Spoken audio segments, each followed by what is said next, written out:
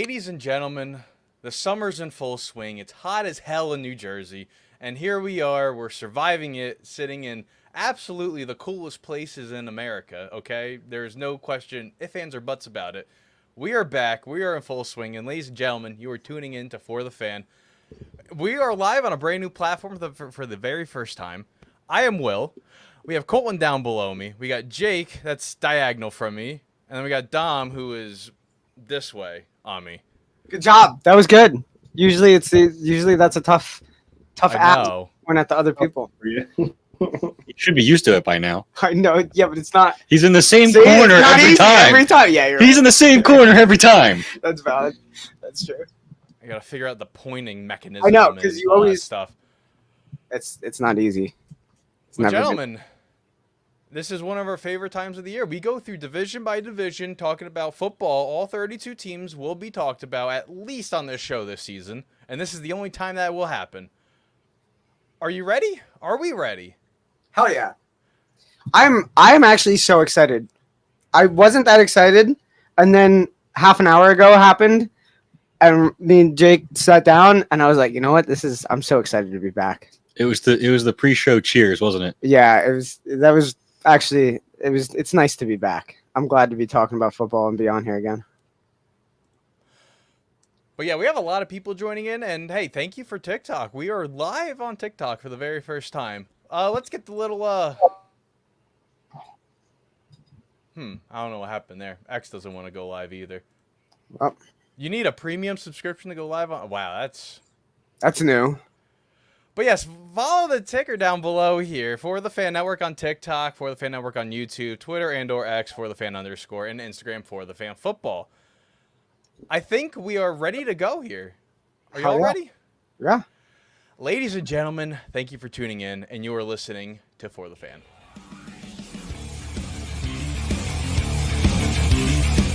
You are listening to For the Fan.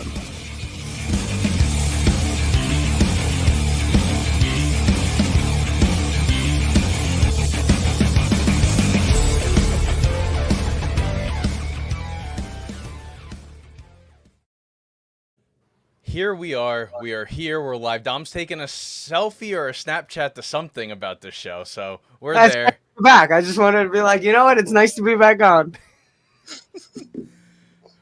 As the white girl you are. Let's go into Dom. You have to flick it up here because I talk about all these teams. I try to make sure it gets all done here. So we start with the worst team, and we go to the division winner. So we start with the bottom, which is the Chicago Bears. And Dom, if you could bring this full screen, I'll give you a gist of already a rookie move there. First time? It's day one. First time? Hey, the rust has to get knocked off somehow. Yeah, it's been a while. So the Chicago Bears last year, they had the first overall pick going into the 2023 draft. They make an incredible haul with the Carolina Panthers. The Panthers move up to 1. The Bears acquire 2 1s, DJ Moore, and a second. They absolutely acquire the house for that first overall pick. And the Panthers weren't doing too hot last year. The Bears were kind of like, well, you don't want to feel too hot either. We're trying to get through it and all that stuff. Justin Fields out as quarterback. They bring in Caleb Williams. They bring in Rome Odunze.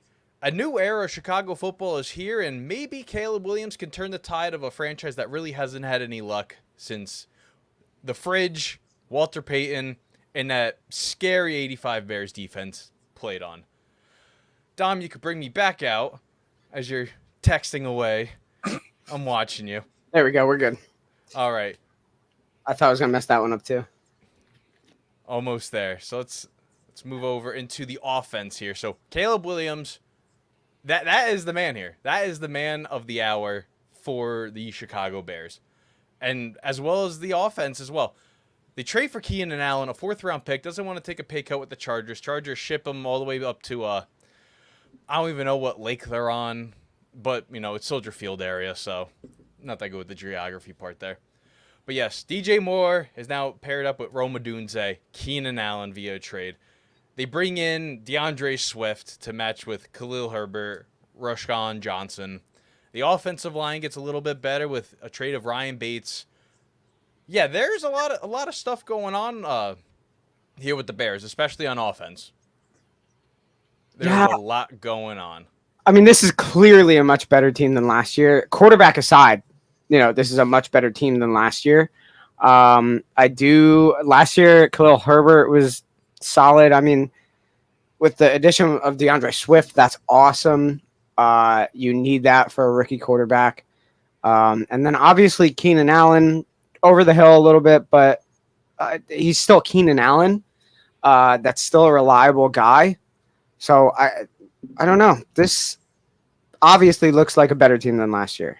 I'm way more confident in this team this year than last year. I don't know what the results are going to be, but this seems like a very more capable offense. I mean, the results are probably going to be similar to last year. If they can block, they'll probably do well. Yeah. They just haven't been able to do that for years now. They've been investing in the offensive line, kind of like what the Giants did forever. It just, is this finally the year that all the picks and moves that they made pan out? Well, they finally got their young quarterback up for success. It looks like they got the memo late with trying to help out Justin Fields. And, figure the last year of Justin Fields, they finally come in, they bring in legitimate wide receivers. Like, he's instantly upgraded the wide receiver room with Rome Odunze coming in and Keenan Allen coming in for a bag of chips, not even a good bag of chips. So, shout out to Ron Poles. I think he's finally got the memo. And he said it, too, that they didn't help out Fields. Like, they didn't do Fields justice. The regime before him didn't do Fields justice. So you might as well make it all right here. And again, it's been a death place for Chicago. For a lot of Chicago sports, especially looking at this year. So hopefully the Bears can be that shining light in the city of Chicago, because it kind of reminds me of Detroit a little bit. Everything's dead in Detroit. The Pistons suck. The Tigers suck. You have the Lions. The Cubs suck. The White Sox suck. The Blackhawks suck. You might have a shining light here with the Chicago Bears, which is kind of crazy to think. So this team should be decent. Ryan Poles has done a good job. And only thing I don't understand, which is kind of driven me nuts this whole process through the offseason, is Matt Eberflus somehow still being in charge of the Chicago Bears. I don't get it. He sucked last year. And guess what? If they underperform this year, yeah, he's canned. He's going to be fired. So they're going to bring in a new head coach. I just should have brought in a clean slate. They should have honestly went all in on Harbaugh. You could have easily Harbaugh on this project. Like, oh, yeah, you get to pick Caleb Williams. You have your pickings. If you want, you keep him. You want Caleb Williams? Let's draft him. And he got his picking of the litter. I didn't understand how you didn't throw your hat in the ring for one of the best coaching candidates. It's not like one of those, I'm going to take a shot at the coordinator and hope to God it works. No, you know what Jim Harbaugh is. He wins everywhere he goes. So the fact that you didn't throw your hat in the ring for him, I thought that was kind of stupid from the Bears. Clearly, Harbaugh's got some history with the Bears. I just thought it made a lot of sense for the Bears, at least hat in the ring for him. So, and the fact that they didn't, I don't know. I'm not shocked it's a Bears move, but again, this team could be very good to surprise people. I picked them, I think, last year to surprise people, and I had an egg on my face. So I'm going to go back to back and say this team could be decent and make a playoff run. And, but Matt Eberflus is my big question mark before getting into the defense here, gents. I mean, if we remember, I was expecting Matt Eberflus to be the first person canned last season. I didn't think he was going to make it to week 10, and somehow he's made it to the Caleb Williams era. And not even Harbaugh. They didn't even throw their hat in the ring for someone like a Greg Roman, someone who could insulate the quarterback with a nice running system that clearly worked in Baltimore. That's the guy I'm thinking of, right? Right name? Yeah. Yep. Something like that, which, take the pressure off of the offensive line enough to run the ball, and then you can get to, use the weapons that you picked up and the supposedly great quarterback that you picked up. That's just the one thing like I said, that's just the one question I had. It didn't make any sense that It makes no sense to stick with Eberflus. Yeah, you have this hot, for the first time in probably a long time, the Bears have a legitimate hot job. You have the pick, and everyone talks about how good Caleb Williams is going to be. You can take him. You got Keenan Allen, DJ Moore. You do whatever you want, and you keep Eberflus. I just don't. I feel like this is going to be one of those stupid things where It's like the Chargers, where we knew that we were going to fire Brandon Staley at the end, and it was like, okay, what are we doing? Why are we pushing this along? I think the same thing with Matt Eberflus. Maybe I'm wrong. Like, maybe this, okay, finally they have, like, offensively, like, this could be very good. I don't know, but all I know is if Caleb Williams struggles, Eberflus just cans. That's like, I just don't understand why you had a hot job where you could get one of the best coaches on the market and some of the best coordinators, like, what is it? Will Johnson was the OC for the Lions State, right? Ben Johnson. That's Ben Johnson. You could have possibly squeezed out Ben Johnson out of Detroit. Like, hey, you still can next year. They still can. Yes, they still can next year. But I'm just like, I don't understand why the Bears take this opportunity. Like, they have a hot job. Like, for me, if I'm looking at it, I'm probably taking the Bears job over the Chargers job. I get, you know what Herbert is. You don't know what Caleb Williams is going to be. I get that. But I'm looking, is Mahomes in my division? Yikes. I don't think I'm running the AFC West right now. I think I'd rather go to Chicago and build there. So, again, we'll see. Hopefully it works for the Bears. But that's my biggest thing going into this team as we're looking into them is why the hell did they keep Matt Eberflus? And that's the coaching has to be the biggest aspect here, I think, because they've done enough with the offense. Like you said, they didn't prepare their quarterback offense-wise with the personnel around them to succeed previously. Okay, we got that. We get that. This year they have, potentially. I don't think that's an excuse at this point. I think now it's really up to coaching. It's a rookie quarterback, and that is what it is. Yeah, it's up to the quarterback too because now he's prepared and he's got to perform with that offense. But it really is the coaching. That's the biggest factor. That's where it's going to live or die, pass or fail.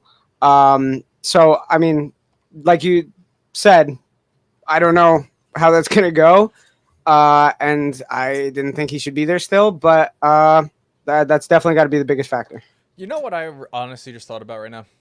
The Bears always bring in a quarterback when the head coach is on their way out. You go back to like John Fox. They sign Mike Glennon to a massive deal, like $15 million a year, which is absurd to think now. That's like, oh, that's a big deal when quarterbacks are getting 40, 50 million. They draft Mitch Trubisky. And then, John Fox gets out. Then they bring in Matt Nagy from Kansas City. He does really good. But, Matt Nagy's like, I want my own guy. I didn't get the draft a quarterback. They get Justin Fields. Matt Nagy gets eliminated. He gets, fired. And then they go back to now the drawing board with Eberflus. And I don't want to pray for a guy to lose his job, but it's like the rating's kind of on the wall there. Like, hey man, last year was the year for that, and it happened. And I mean, it's either they don't he doesn't go with this. He wants his own quarterback, the new guy, or like Caleb Williams sticks it out and overrides them all. He becomes the owner, the coach. Yeah, we've seen that. Gets all the money. But Eberflus is more of he was like the defensive guy, right? And then he was the defensive coordinator on the Colts.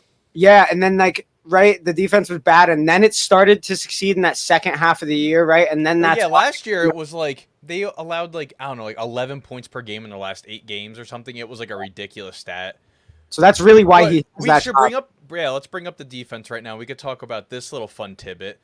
And there we go. Montez Sweat, the first player, I think, in NFL history to lead 2 separate franchises in sacks the same year. He led the Commanders and he led the Bears.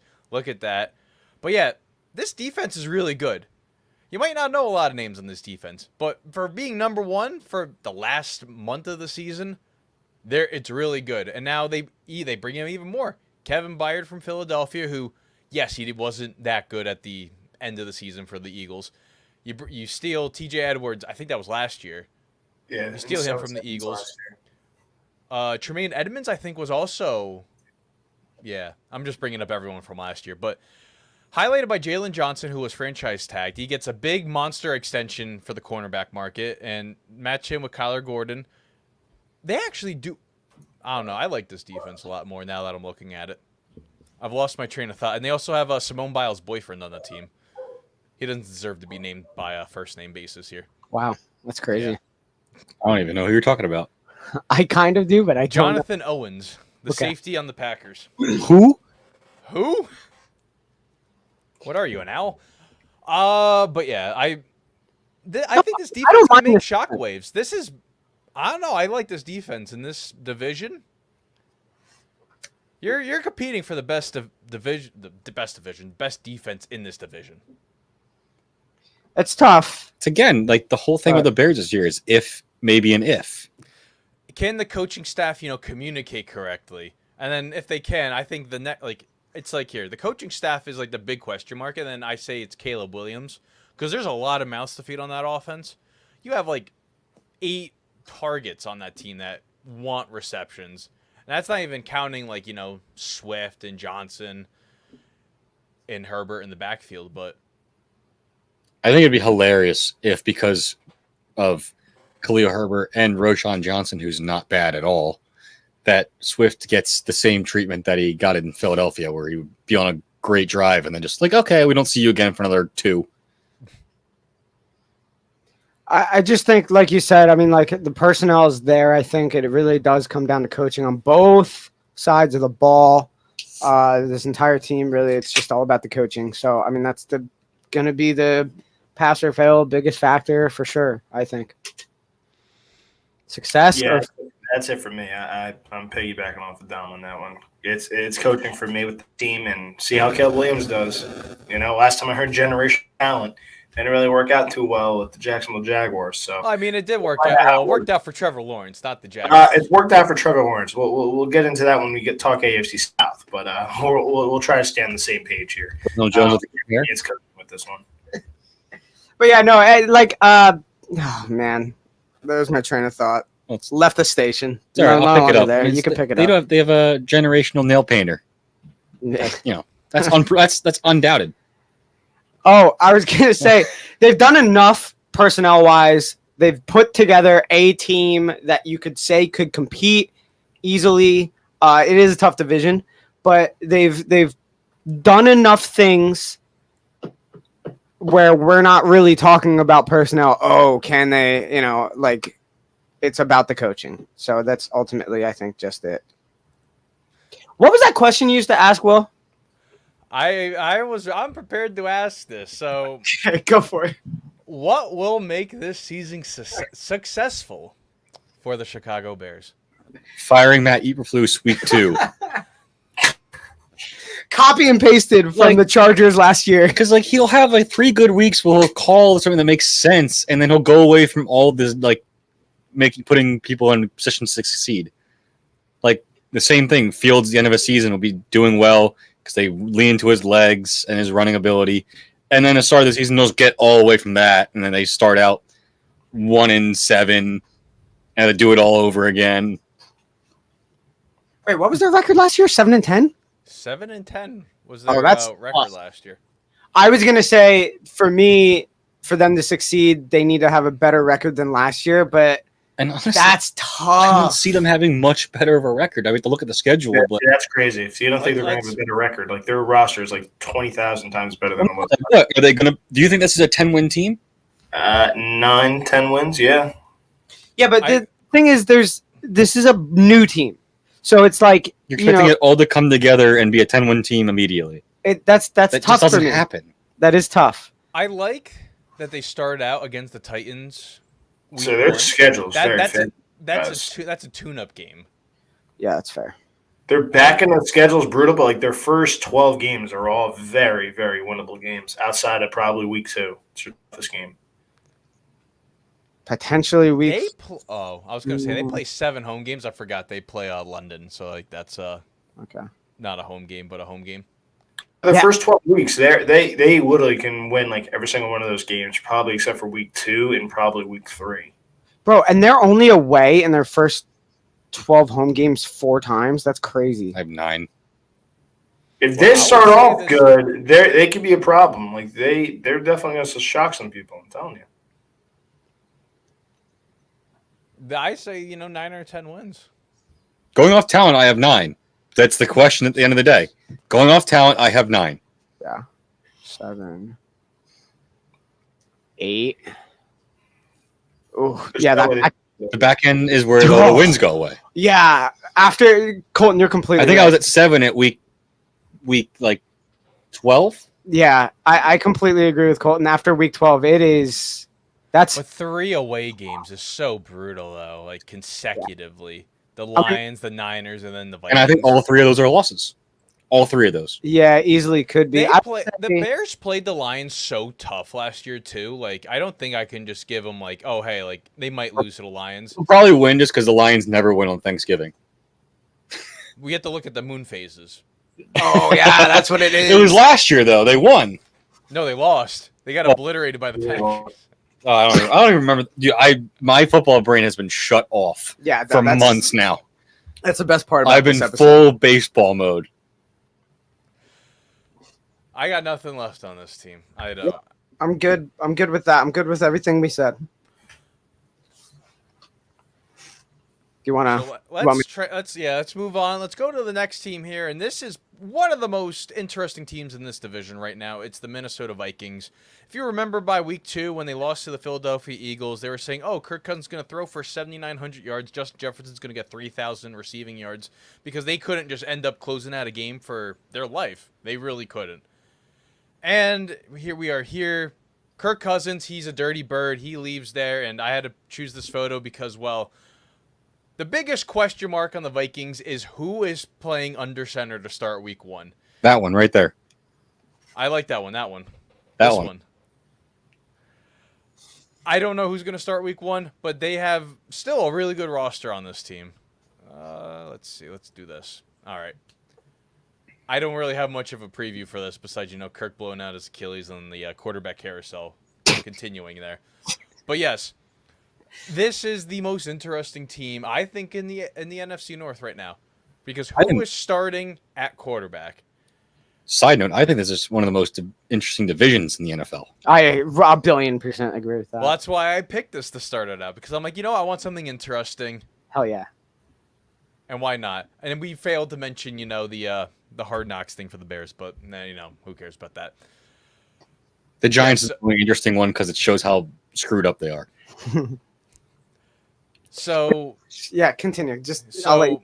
They signed Sam Darnold from the 49ers, give him a 1-year deal. They draft J.J. McCarthy, trading up a spot from the Jets because the Broncos were going to jump over him, and then this and that, and then, that makes me SpongeBob.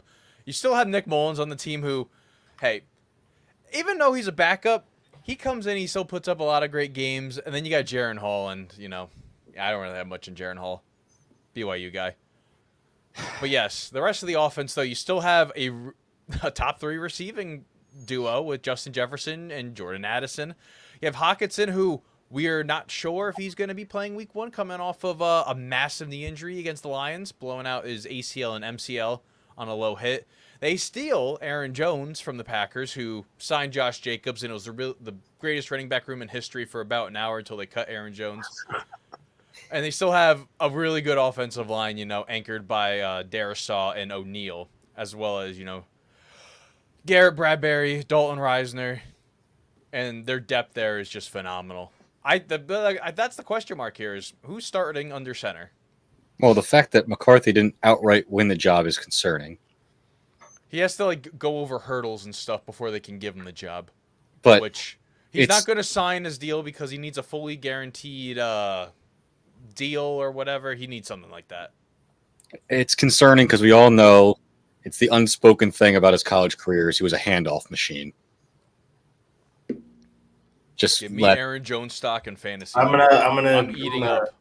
gonna disagree with that. I'm gonna hat machine on JJ McCarthy stuff because I'm gonna be his only defender here. Go blue, just in case you're wondering. National champ, ring me. Anyway, this team is interesting. Hey, guys, let's all be serious here. The Steelers did the same nonsense with Pickett and Mitch Trubisky. So sorry, some teams just have that thing where you got to earn it. They're not going to give the rookie the job. And now, since they signed Sam Darnold.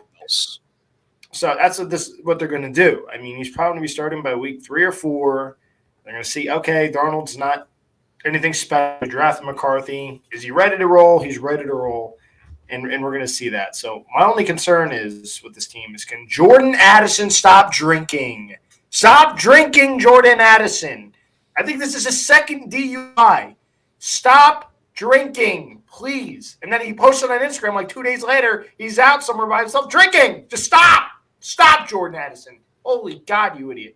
But yeah, I'm excited to watch J.J. McCarthy. I thought if he was going to land somewhere, this was the place that he was going to have success. He has two very, very good wide receivers. He's got two very good tight ends. We haven't even talked about Josh Oliver being signed from Baltimore, who was really good when Mark Andrews, right? Am I correct on that? Is that the guy that covered him? No. Isaiah Oliver is. I lied. So, yeah, no. We're just talking T.J. Hawkinson.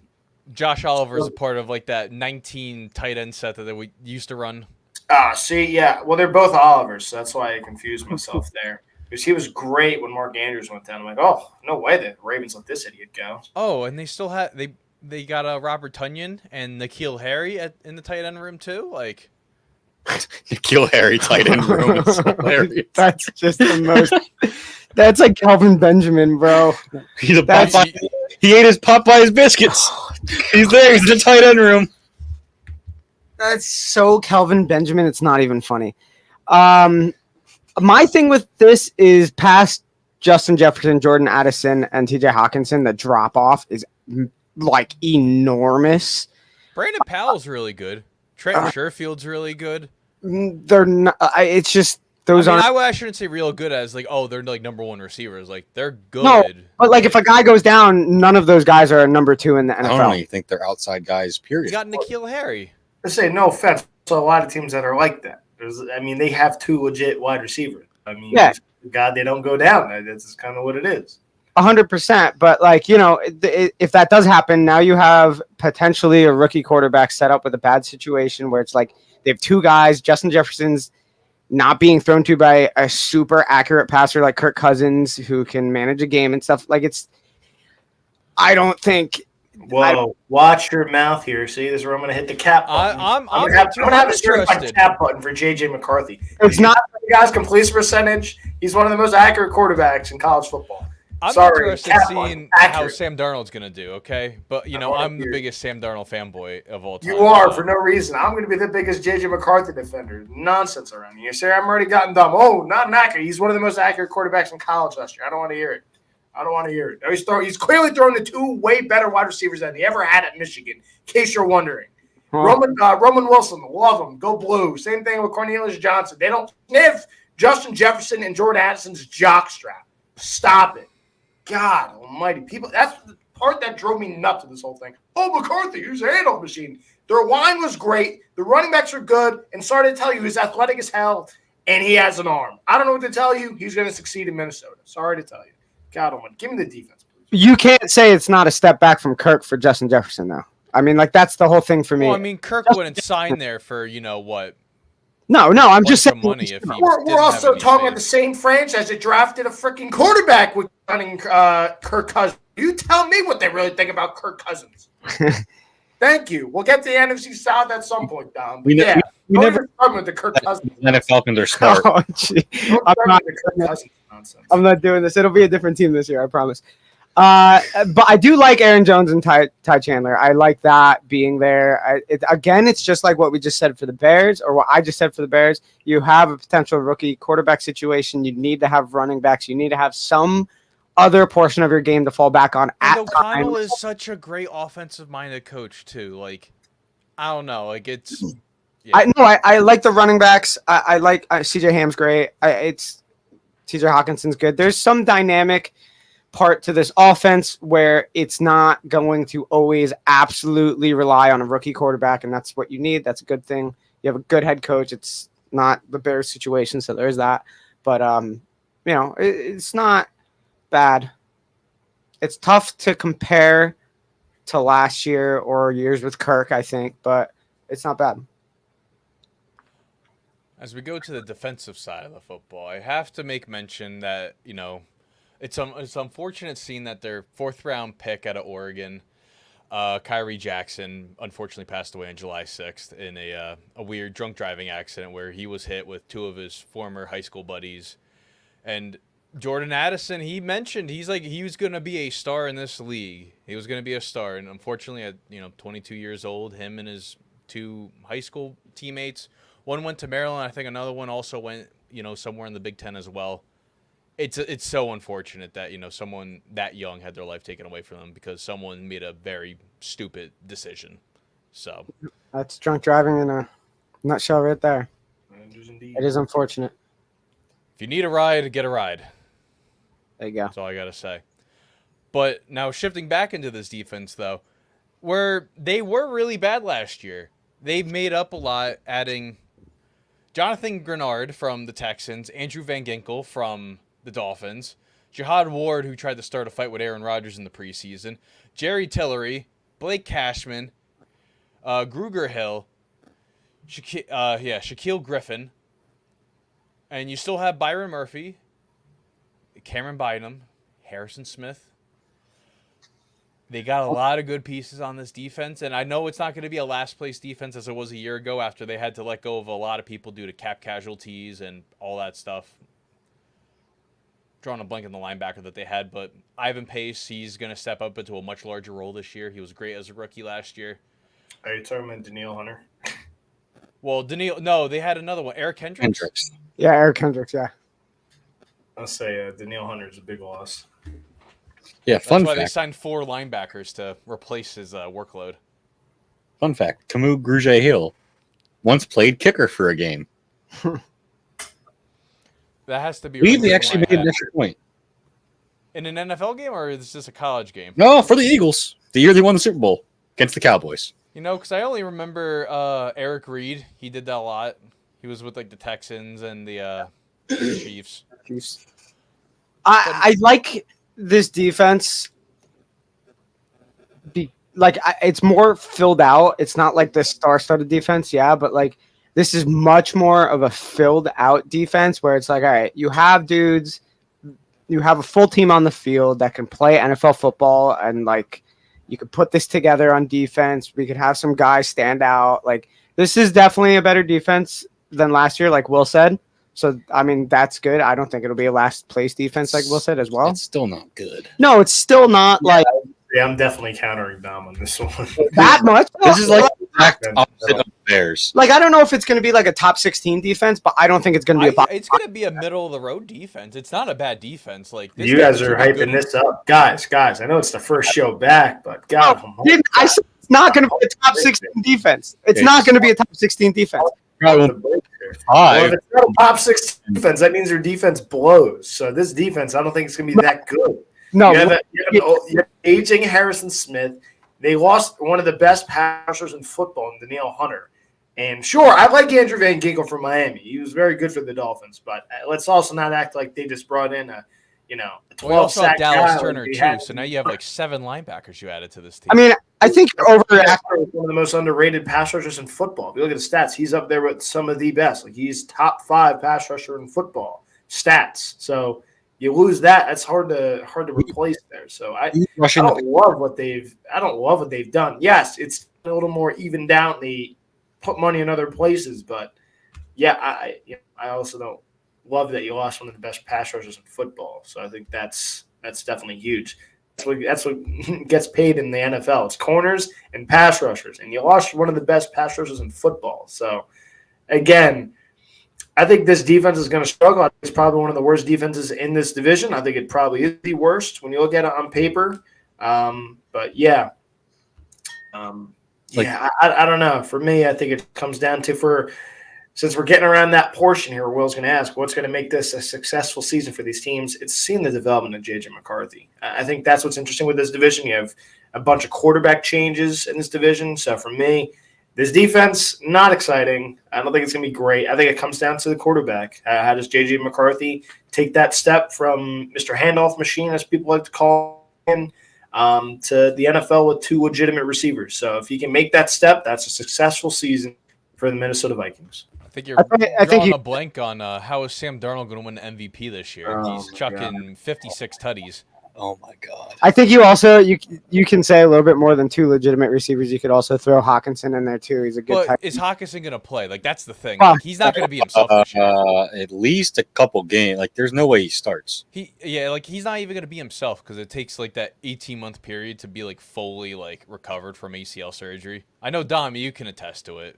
No, that was meniscus. That's different than ACL. Yeah, no. Meniscus is much longer, much worse than ACL. ACL could be something that – look at Jalen Ramsey. Jalen Ramsey took, 8 weeks last year? He had to like trim it though. He wasn't getting like. Oh no, that was or whatever. meniscus too. That was Yeah, that was ACL and meniscus. So that was worse than Hawkinson's. So that ACL could be ACL is not like a full major thing. I mean, Nick Chubb's out here lifting like 500 pounds. 800 pounds So, again. Yeah, ACL is not a huge no, deal ACL is not huge at all. anymore. But if you saw Nick Chubb's leg, I mean that thing like broke in half. So That if thing he's went able to 90 play, degrees. I think Hawkinson's going to play a great deal of the season. But I have a hard time saying that this team will be more successful than last year. Just because I know the quarterback plays the question mark. Well, no, it's Well, still the defense. Like the defense is not going to too, stop yeah. a paper bag. Well, I mean, Kirk Cousins was helping them win those games when the defense couldn't really stop a nosebleed. Exactly. Now you're losing, 2 wins. Now you still have the same problem. You still have to put up 35 points a game to win, and now you're trusting Sam Darnold and JJ McCarthy to do it. It's still the same problem: is the defense can't stop a thing. Yeah, this is probably the last place team in the NFC North here. That's why I said a successful season comes down to JJ McCarthy. Like If he plays well, it's like, okay, like your answer, like, yes, this guy is the guy. That's a successful season. Then you rebuild the defense and try to work it up from there. So, yeah, this team's definitely going to struggle quite a bit. I have around 6 or 7 wins. And I think that's being friendly. I think, the Giants would be one. Maybe they can sneak one with the Rams. I think, the Jaguars and the Titans, you can probably do it. You'll split with the Bears. The Cardinals, you could steal one. And maybe you could shock one of those ones like Falcons, or the Falcons competing for a playoff spot, the Packers in the playoff hunt, or the Lions, trying to repeat divisions, or the Seahawks, contending. I don't know. Yeah. I feel like this is going to be the team at the end of the season where they can sneak a win or two from some of these teams that are on the doorstep of the playoffs. So you're saying there'd be a team that screws themselves from a top 5 pick down to a 10? Yeah, this is going to be the team. Yeah, I have this at 5 or 6 wins at most. So I honestly think they lose against the Giants week 1 to start. I mean, this is the last place team unless the things go wrong with the Bears. Yeah, Correct. I'm good with that.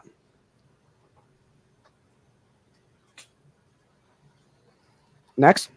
I'm ready to go on to the next one here. Go, Pack, go. Go, Pack, go.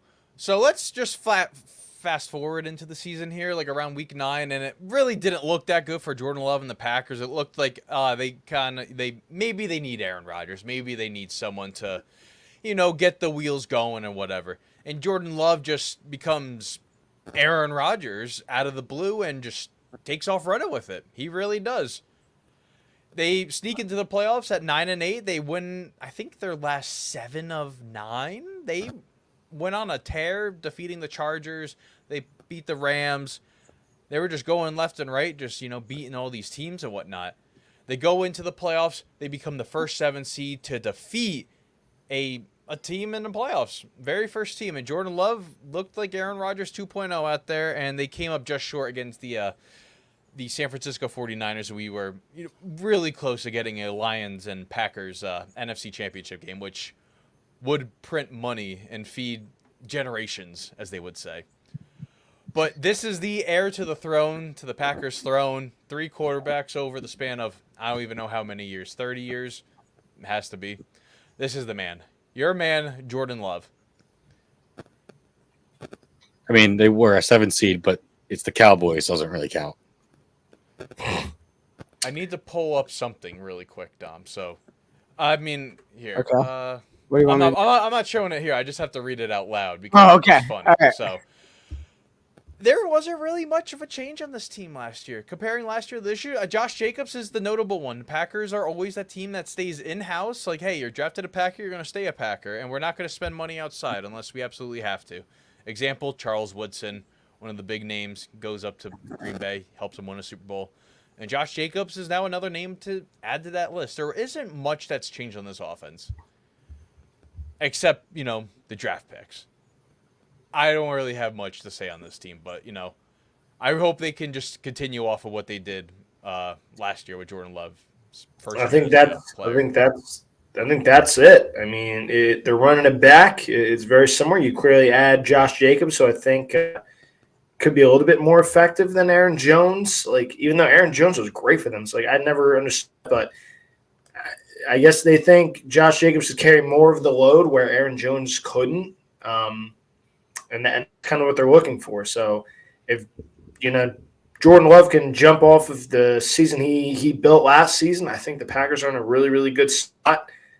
You know what their defense is going to give you, and this offense, again, if Christian Watson's could stay healthy, Jaden Reed had a great season last year, like a welcome to the NFL type season. And Romeo Doubs is a nice, like, number 2, number 3 receiver. So I think this team, could definitely bounce off of last season and continue to build and compete for the NFC North this season with the Detroit Lions. Jordan Love definitely shocked some people last season the way he played. And, I think this team's definitely in a prime position to push for the NFC with the Lions. Honestly, I actually really like that they didn't change anything really with this offense. I mean, Josh Jacobs is almost like a plug and play kind of thing with Aaron Jones, so like that's not a big deal. But like you said, could take more of a workload. But I do like that they didn't change just because it's Jordan Love first starting year. Now it's going to be going into his second. The lack of change, the consistent. I wouldn't say the lack of change. I mean, you go from a 31-year-old running back in Aaron Jones, which I don't know if Packer fans really wanted him to go, and then you bring in Josh Jacobs, who was very iffy last year. Yeah, but it's. I mean, you hand off the ball. Josh does the rest. I mean, like I don't think it's going to be that crazy. They take reps in practice and camp and stuff that he's going to know how to hand the ball off to him. But like I think otherwise, I mean, AJ Dillon's still there. That could be pass game stuff. I like this is the smallest you could ever ask for in a change on an offense. I think year to year. So I think that's going to be good. It's all up to Jordan Love 100% now.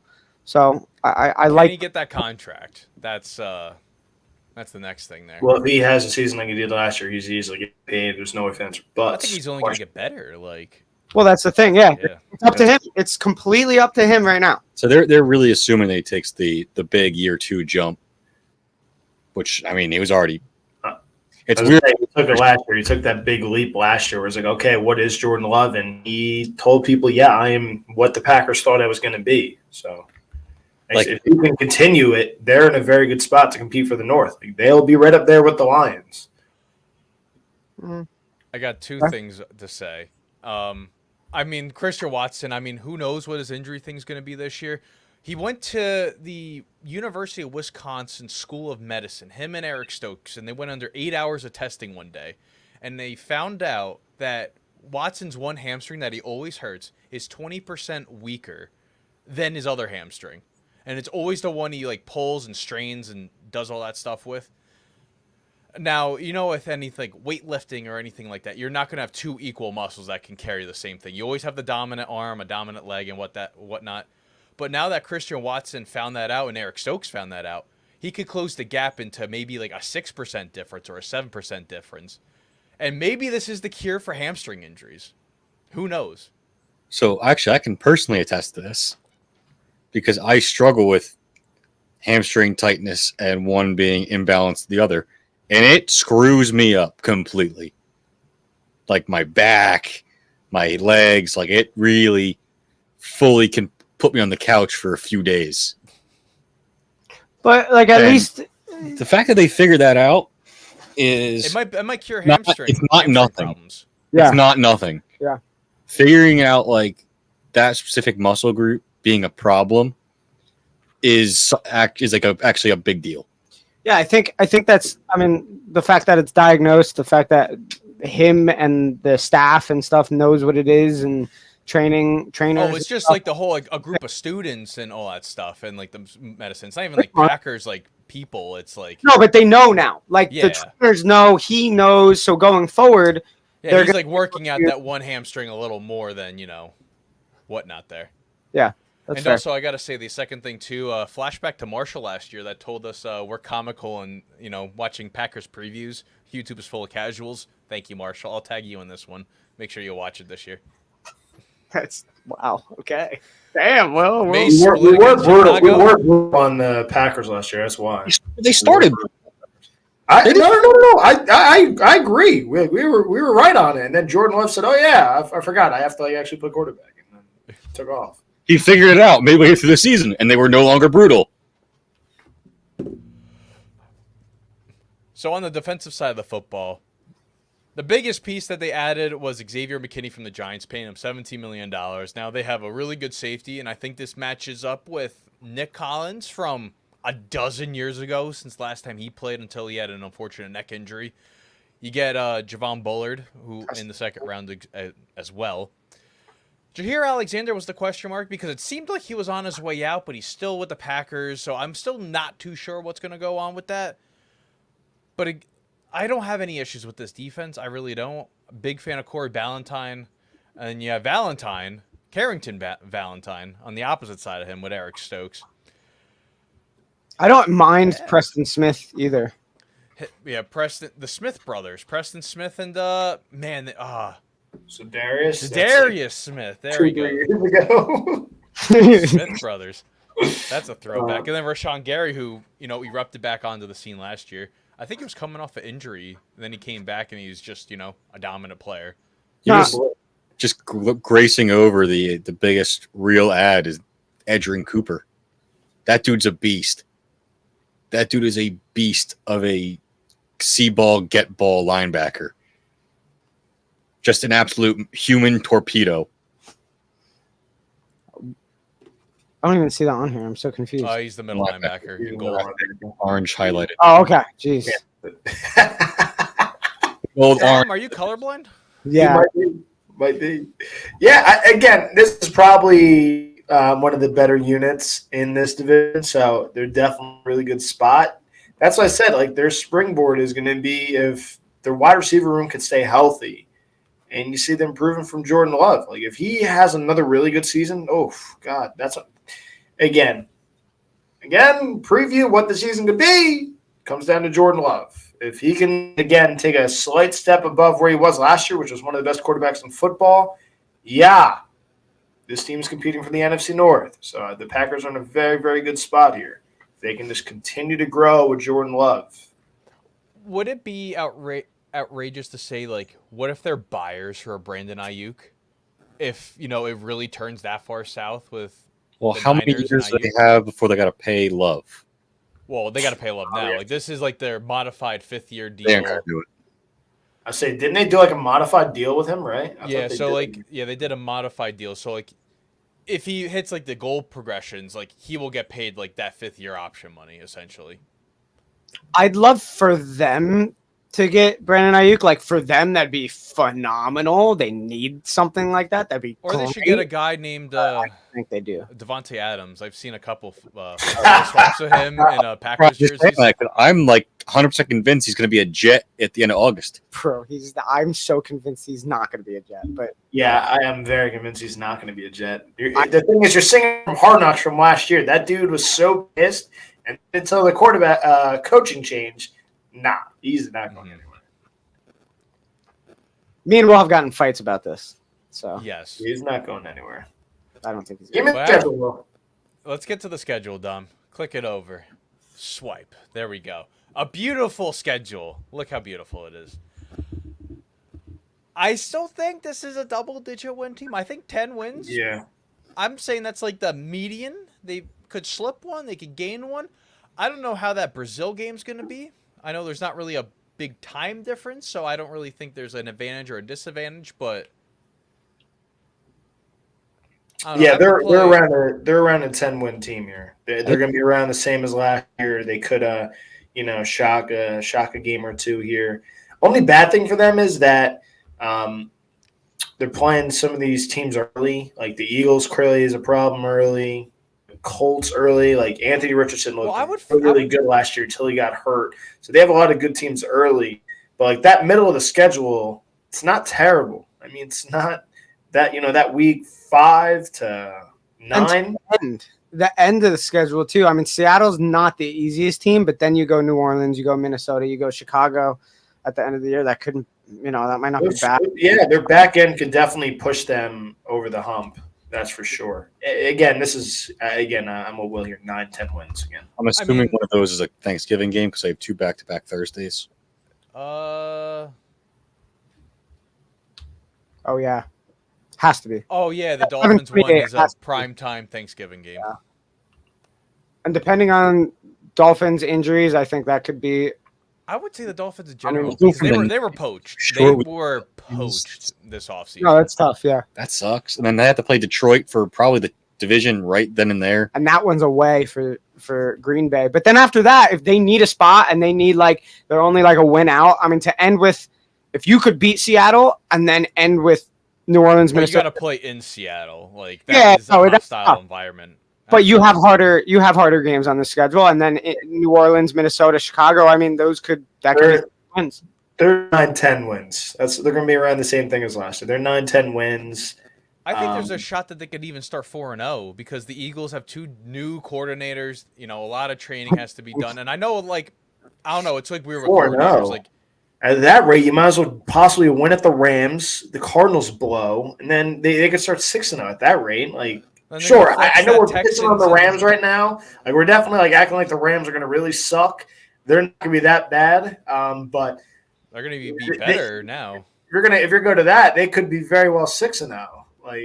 So if you're going to talk that highly, I don't see that because I think the Colts were definitely really good. If you're playing Richardson coming off the shoulder injury, I think he's going to be a little hesitant.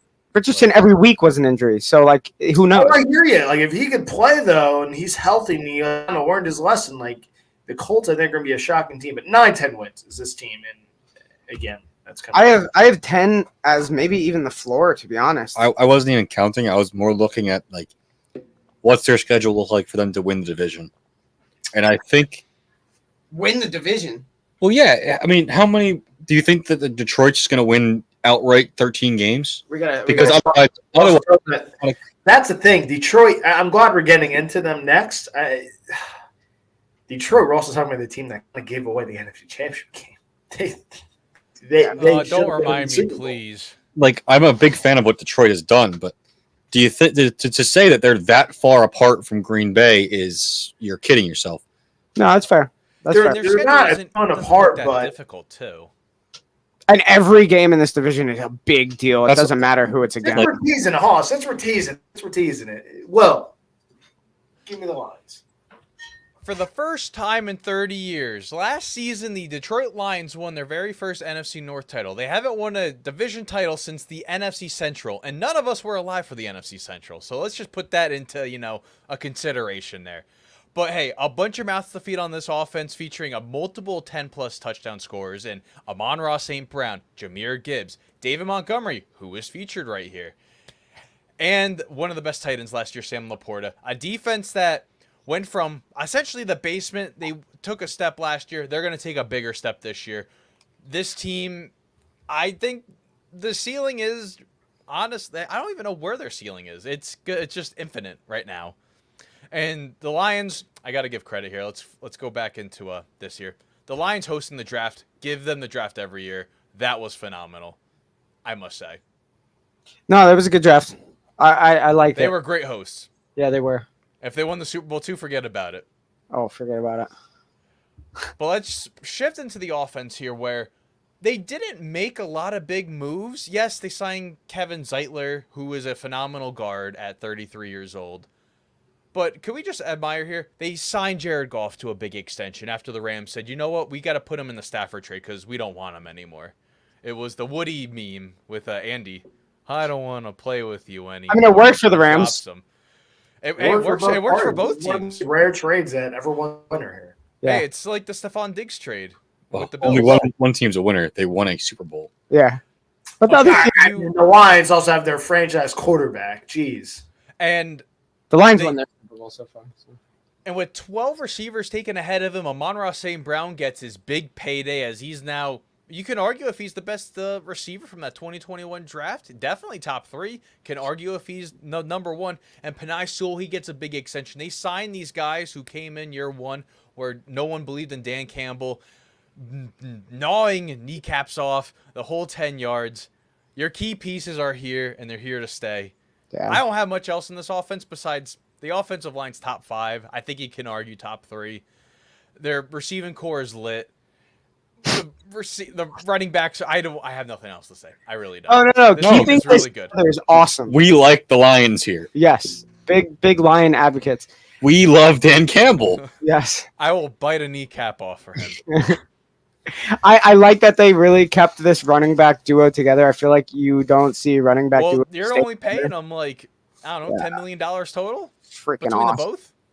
And that duo, I'm sure, is going to get better this year. Even I mean, Craig Reynolds wasn't even bad last year when he needed to be. It's really a nice like thunder and lightning duo that makes it fun to watch.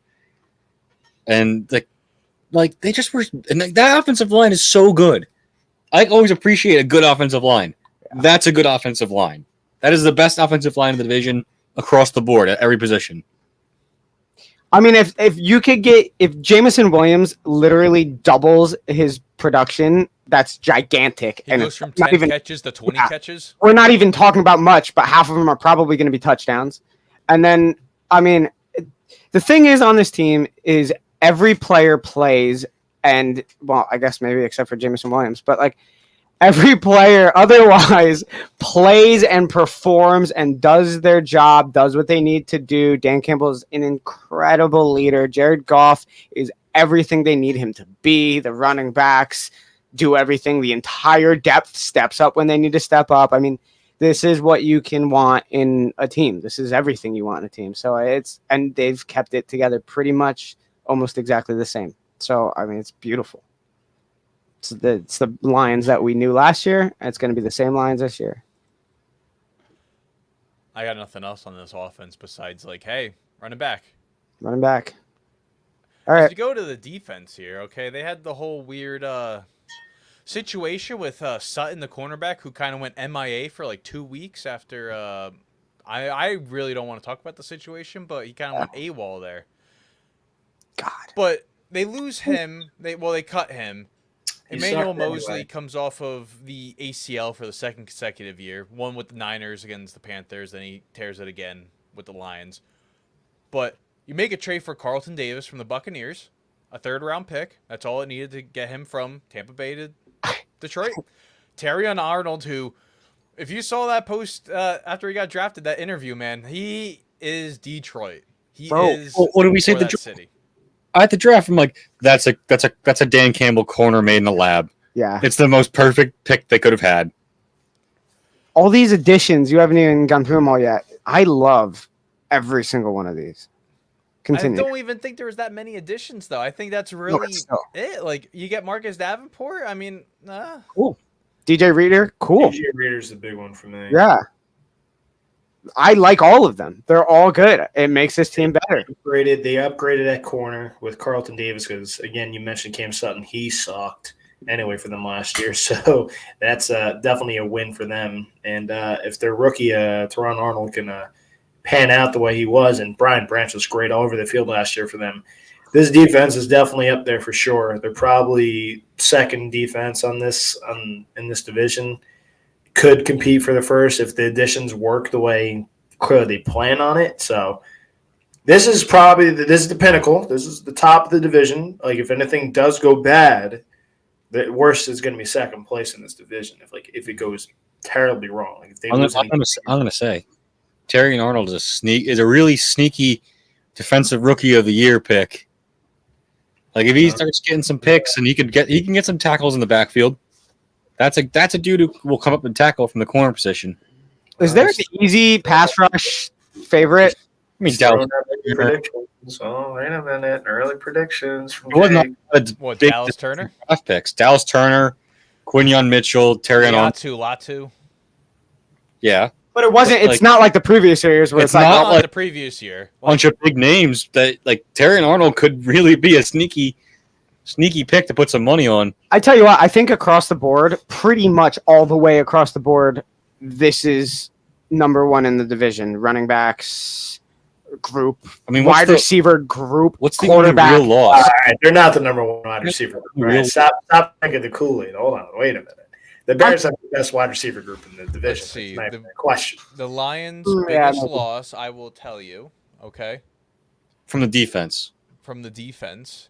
They lost Charles Harris, Romeo Okorie, Benito Jones. I'm just labeling them all.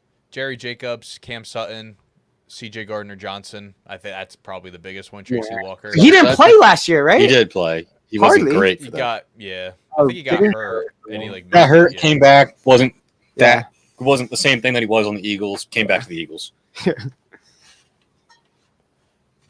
I mean, Let me see the schedule. Let's go to Yeah. the schedule here, and I got to ask the question here: what will make this season successful? And I think we all really know the same thing here. Deep run Run it back. run it back easily. Hoisting of a silver trophy. at least get there. Yeah, they got to get back to the NFC Championship game again. Yeah, absolutely. I agree. That'll do it for me. So Yeah, the their schedule is pretty favorable, to be honest. Like, this is kind of crazy that this is first place schedule. Wow. Okay. Well, because of the schedule, I was just saying, do you think they're a 13-win team? Yes. They could easily be a 13-win team. Favorable schedule. They could definitely run it back. The only thing I don't like about the schedule is the early bye.